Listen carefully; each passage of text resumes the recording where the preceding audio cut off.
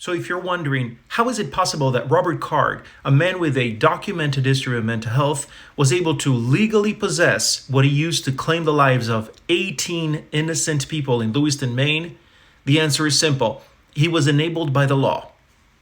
Laws that are supposed to protect every American citizen are instead hijacked and shaped by the deep pockets of the NRA.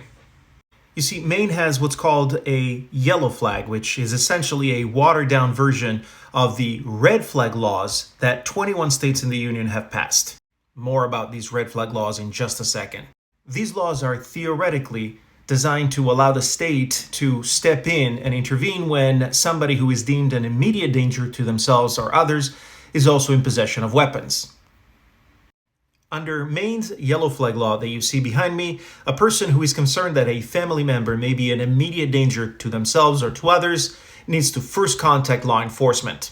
A law enforcement officer is then dispatched to that person, and it is the job of that law enforcement officer to assess that person. But that's only the first step. The second step is that after law enforcement completes the assessment, if they believe that that person is in fact a danger to themselves or to others, they then need to contact a medical profession for observation. Step 3 is that if the medical professional after observation finds that there is a likelihood of foreseeable harm, then they need to contact law enforcement again, and this time in writing, informing them of their findings. Law enforcement then needs to take that report by the medical professional, go to a judge, and ask the judge for an endorsement or an approval for what are called initial restrictions.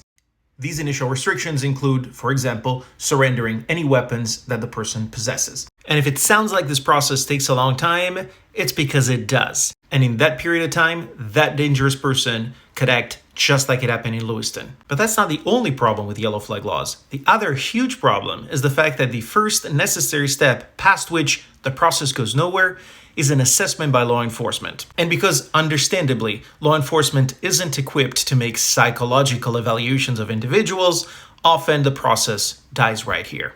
Now, red flag laws are a little different from yellow flag laws. They process a little faster because they allow specific people to directly petition the court and present the evidence they have. But that doesn't necessarily mean that the 21 states that pass red flag laws are necessarily safer states, because take Colorado, for example, that has red flag laws on the books since 2019.